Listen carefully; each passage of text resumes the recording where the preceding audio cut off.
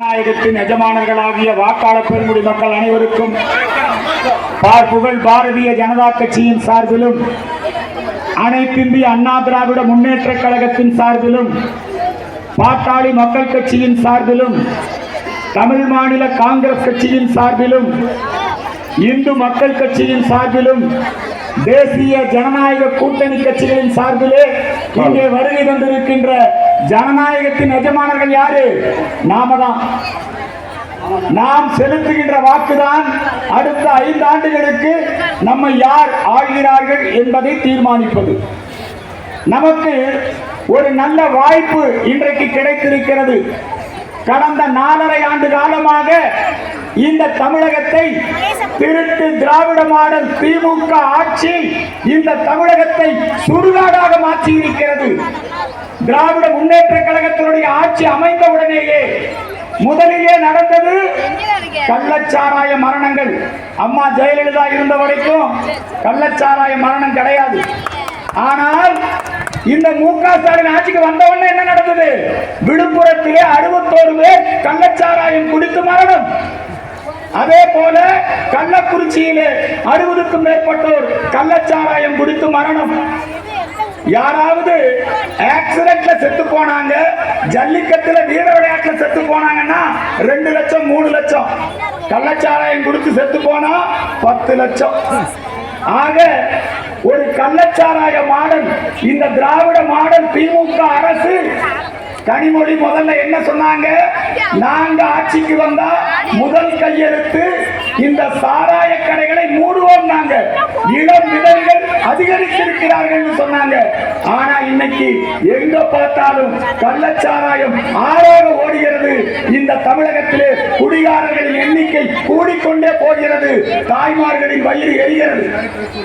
எடப்பாடியினுடைய ஆட்சி காலத்திலே தாலிக்கு தங்கம் திட்டம், இப்போ தாலி அறுக்கும் திட்டமாக இந்த கள்ளச்சாராயம் எங்க பார்த்தாலும் இருக்குது இல்லையா? எடப்பாடி ஆட்சியில கள்ளச்சாராயம் இருந்ததா? எடப்பாடி ஆட்சியில கரண்ட் கட் இருந்ததா? ஆனா மு.க. ஸ்டாலின் ஆட்சிக்கு வந்த உடனே கரண்ட் கட்டு. ஏயா கரண்ட் கட்டுன்னு கேட்டா அப்ப செந்தில் பாலாஜி, நீங்க எல்லாம் அன்பா 10 ரூபா பாலாஜி இல்லையா? பாட்டில் பாலாஜி 5 கட்சி அம்மாவா சென்றீங்க. அந்த செந்தில் பாலாஜி என்ன சொன்னார்னா, ஏன் கரண்ட் கட் ஆகுதுன்னு கேட்டா அணில் கடிச்சிருச்சு உயர. என்ன கடிச்சிருச்சு? ஆனா எடப்பாடி ஆட்சியில கரண்ட் கட் இல்ல. எடப்பாடி ஆட்சியில கள்ளச்சாராய மரணம் இல்ல. எடப்பாடி ஆட்சியில கல்வி பயிலுகின்ற மாணவர்களுக்கு இலவச கணினி திட்டம். எடப்பாடி ஆட்சியில எங்க பார்த்தாலும் அம்மா உணவகம். ஏழை மக்கள் பசியாறுவதற்கு என்ன உணவகம்? ஆனா இந்த மு.க. ஸ்டாலின் ஆட்சிக்கு வந்த உடனே நேரா போய் அம்மா உணவகம் போட கிழிச்சு இல்லையா, எல்லா அம்மா உணவகம் மூடிட்டாங்களா இல்லையா? பொய்ய சொல்லி ஆட்சிக்கு வந்துட்டார் மு.க. ஸ்டாலின். பொய் வாக்குறுதி. ஸ்டாலின் இந்த உலகத்திலேயே மிகப்பெரிய பொய் சொல்ற ஆளார் தெரியுமா? மு.க. ஸ்டாலின் தான். என்ன பொய் சொன்னாரு? நாங்க ஆட்சிக்கு வந்தா நாங்க நீட் விலக்கு கொடுத்துருவோம், நாங்க ஆட்சிக்கு வந்தா நகைக்கடன் ரத்து, நாங்க ஆட்சிக்கு வந்தா கல்வி கடன் ரத்து, நாங்க ஆட்சிக்கு வந்தா 2 மாசத்துக்கு ஒரு முறை கரண்ட் பில்லு, இப்படி எல்லாம் சொன்னாங்க. ஆனா ஆட்சிக்கு வந்தோடனே மின்கட்டண உயர்வு, சொத்து வரி உயர்வு இல்லையா?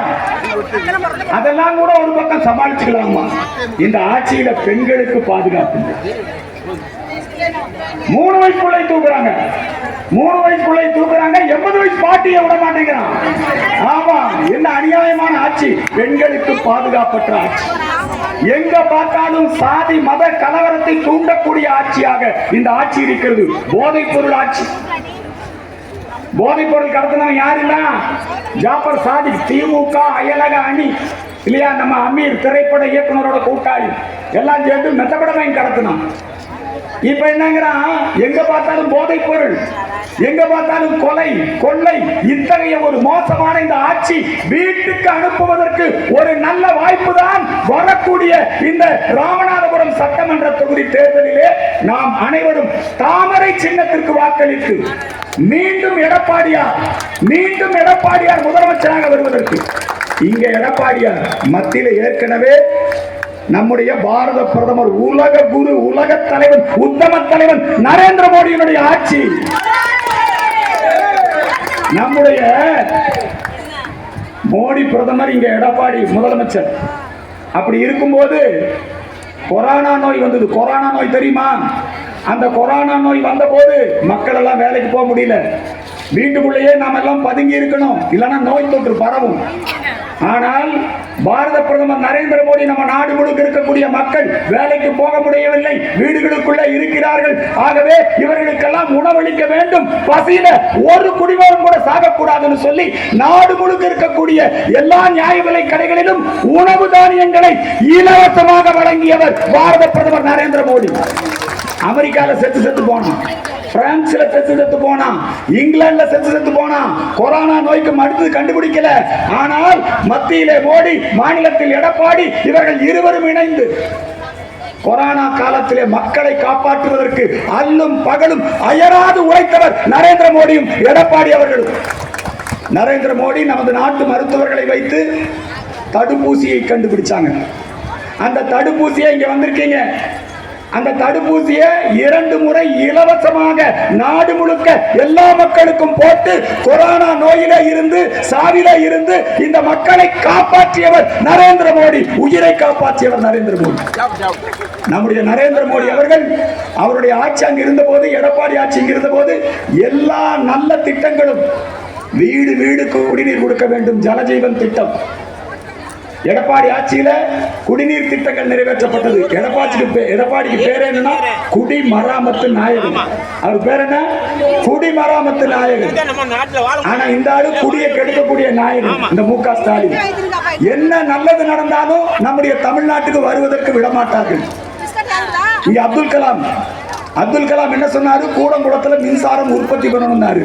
ஆனா கூடங்குளத்துல மின்சாரம் உற்பத்தி பண்ணக்கூடாதுன்னு போராடினவன் தான் இந்த திமுக கூட்டணி கட்சிக்காரங்க.